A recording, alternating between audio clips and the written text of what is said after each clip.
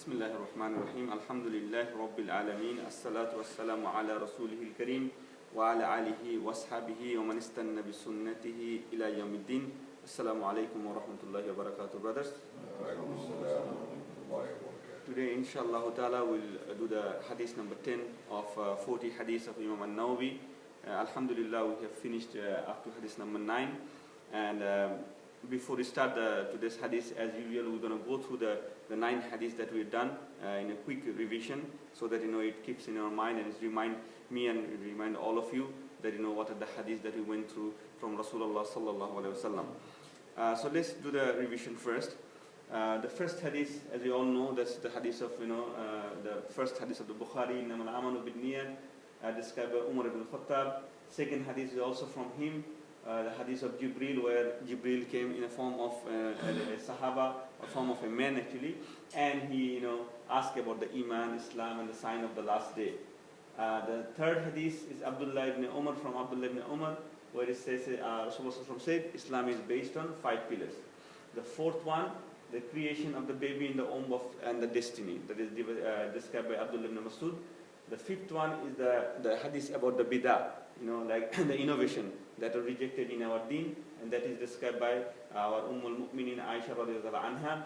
Then after the fifth one, the sixth one, from the Numan ibn Bashir, he was a young boy, a boy of 10 years old, when he heard this hadith from Rasulullah sallallahu, that halal is clear and haram is clear, and avoid the doubtful matters, and it will keep the heart in the purity. So Rasulullah said in the same hadith that one part of the body, if that is pure, then everything is pure, and that is corrupted, everything is corrupted, and that is the heart. The seventh one is the religion, the Dinun Nasiha. The religion is sincerity. What is to sincerity? The sincerity to Allah subhanahu wa ta'ala, to Rasulullah sallallahu alaihi wasallam, and all of the prophets, the books, and the leaders of the ummah, and also the brothers of the ummah to one each other. And the eighth hadith we did from Abdullah ibn Umar, that is, I have been ordered to fight against the people until they testify, La ilaha illallah Muhammadur Rasulullah. And we described this hadith, explained this hadith, out of which context this hadith was described by Rasulullah sallallahu alaihi wasallam. And the last hadith that we did last week, that is from Abu Huraira. Abu Huraira, as we all know, that he is the single most Sahaba who narrated the most number of hadiths, more than 5,000 hadiths he narrated. And this hadith, the first time we came is here, and it says, avoid which I forbid. So Rasulullah said, whatever I said haram, completely avoid those things. And whatever I said to do at the best of your ability. Try the best to fulfill those things. But if it is haram, we should completely keep away from that one. So today's hadith is also very similar. Actually, the hadith number 10, 11, and 12 is very similar to including halal and haram. So the 9th hadith was about the halal and haram, the forbidden things, and doing the good things. So all next 3 hadiths are also very similar type of things. So inshallah ta'ala, today start the hadith number 10, and this hadith is also described by no other than Abu Huraira radhiyallahu anhu. And he said from Rasulullah sallallahu alaihi wasallam, that Rasulullah sallallahu alaihi wasallam said, verily Allah the exalted is pure. So inna Allah at-tayyib, Allah is tayyib, and He does not accept but that which is pure. So Allah doesn't accept anything that is pure. So only whatever is pure, and we'll discuss what is at-tayyib means. And Allah commands the believer with what He commanded the messenger. So Rasulullah is saying in this hadith that Allah has commanded the same thing to the messengers, to the prophets, and the same thing to the mu'minun. Ya ayyuhallazina amanu, basically. Allah is saying, Rasulullah is saying that He commanded the same thing. What did Allah say? Allah said, Almighty Allah said that, all the messengers, Ya ayyuhar rusul, kulu minat tayyibat.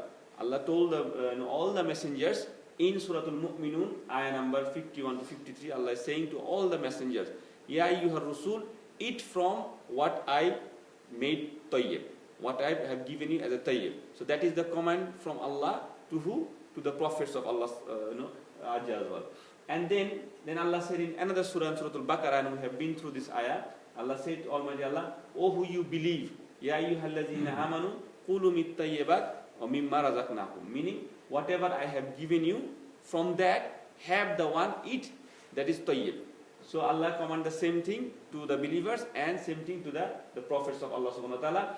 Then the Prophet Muhammad mentioned a man who is having a journey so far. So a man is journeying through the desert, very far away. He has disheveled hair. So he's tired, his hair looked disheveled and everything. And he is in a trouble. So he raised his hand to the sky to make dua, and he said, Ya Rab, Ya Rab. So he's calling Allah subhanahu wa ta'ala in his dua by raising his hand. And Rasulullah saying his food is haram, unlawful. His clothing, his drink is unlawful. His clothing is also unlawful. And he is nourished with unlawful. How can his dua be accepted? So this is the end of the hadith, that how can the dua, his dua be answered? How can he be answered by Allah subhanahu wa ta'ala? So inshallah ta'ala, this hadith, as we say, is found in Sahih Muslim, and this is also found in some other narration, like, little bit of word difference in Abu Dawud and At-Tirmidhi. But this hadith is not in Bukhari, but it's only found in the Sahih Muslim, so it's the authentic hadith that collected by Imam An-Nawawi.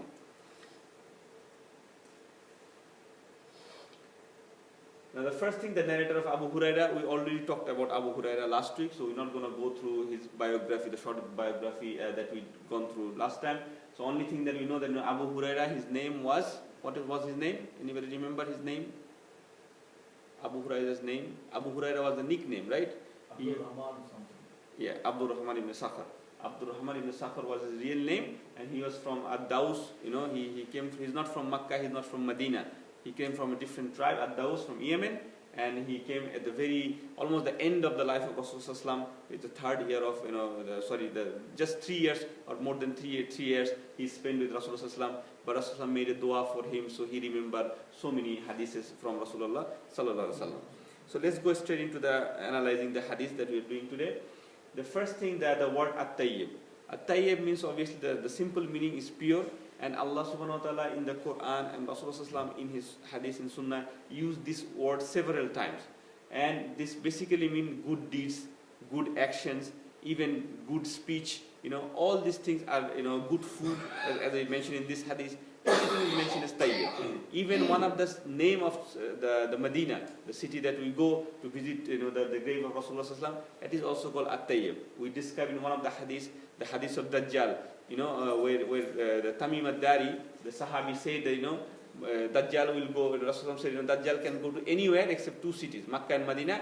And he didn't say in the hadith Medina, the Dajjal said Makkah and at-tayyib. So the tayyib, and Rasulullah said, this is tayyib, this is tayyib, this is tayyib, meaning Medina is tayyib. So the city of Medina is also called the tayyib.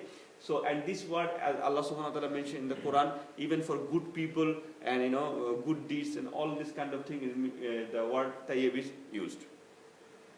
The next thing of the hadith, this is the term, verily Allah exalted is pure. So Allah is pure. What does that mean? Meaning Allah is perfect. All the qualities of Allah, all the attributes of Allah, all the perfection belongs to Allah subhanahu wa ta'ala. So he's not only tayyib, he has all the perfection. As we say, subhanallah, he is the most exalted, al-hayyul al-qayyum, he's the most living and everything. So Allah has the quality of a tayyib. So that is one of the attributes of Allah subhanahu wa ta'ala, that Allah is pure. And it's mentioned in the hadith that because he is pure, that's why he is going to accept only pure from his slaves.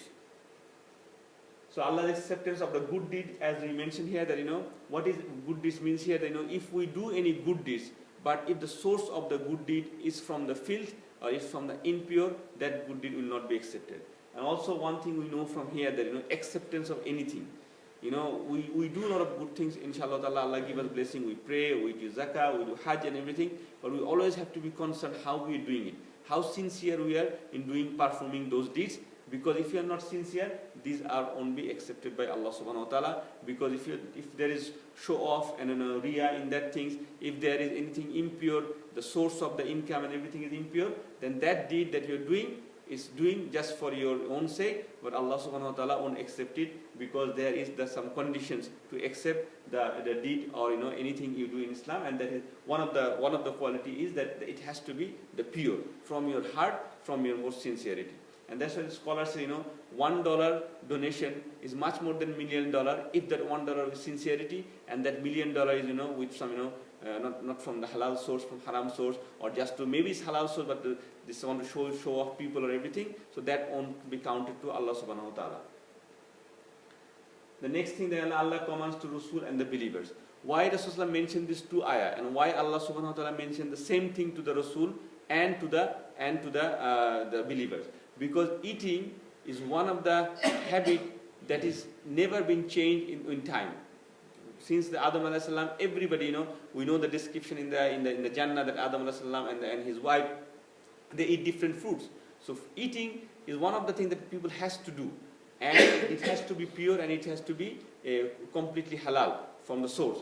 And that's why Allah mentioned this to the Rasul also, because some of the scholars say what you eat, that should be your amal, your outside. All this should be a reflection of that. If you eat halal, if you eat pure, your action and your attitude, your etiquette, everything will be pure. That is one of the quality. Doesn't mean people who are eating halal, all of them are same, but that is one of the criteria that it has to be like pure your food. And that's why Allah subhanahu wa ta'ala and Rasulullah mentioned these two ayah here from two different surah, just to show the importance, how important it is that Allah give the same instruction to all the prophets, and the instruction to all the believers and all the Muslims to eat this. And to be honest, in Surah Al-Baqarah, the same ayah was first say, Ya ayyuhan nas, qulu mit tayyibat. Allah said the same thing to even all the humankind.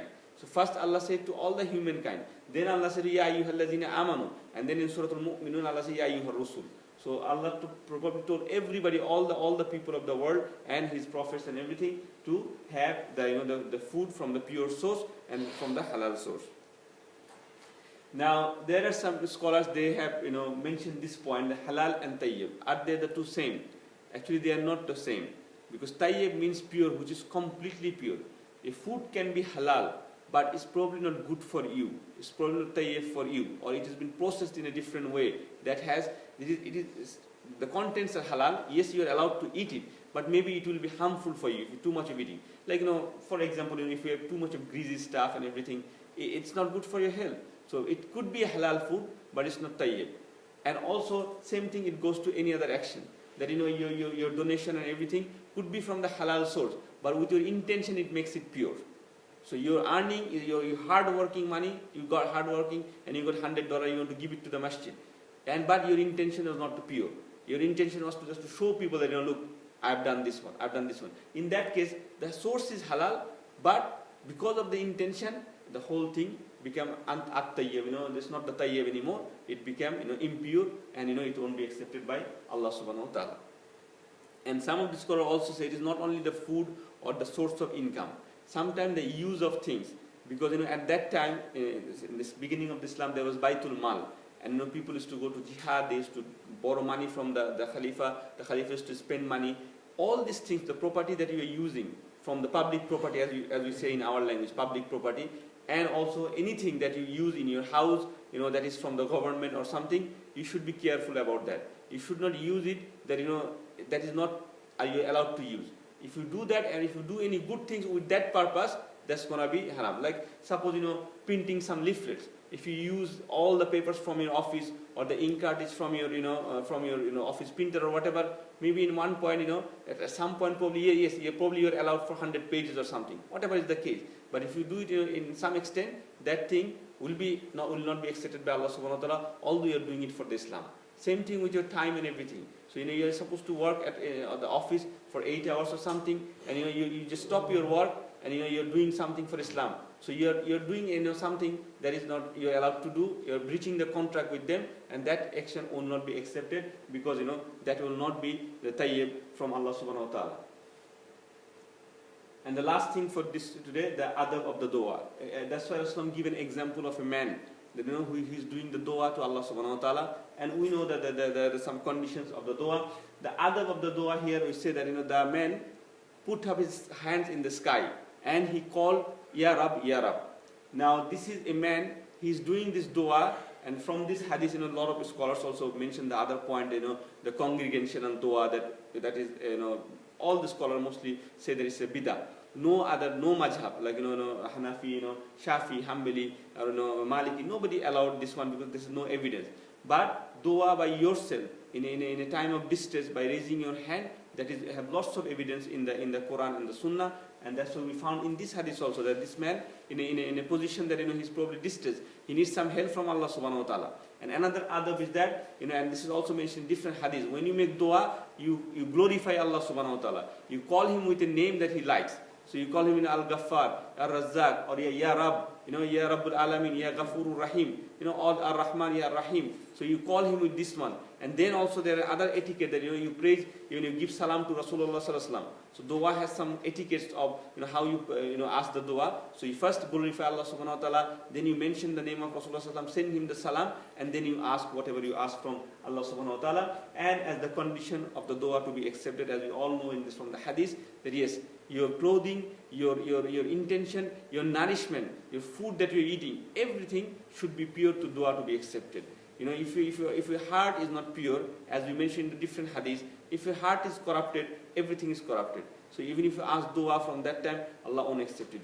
If your food, your source of income, your clothing, wherever you're living, how you're living, everything, it has to be in a proper way, or as a way that you're trying to get out of it. You have to have the sincerity. Some brothers and some people may happen, they are in a job they're not supposed to do, but they are not in the light of Islam as yet.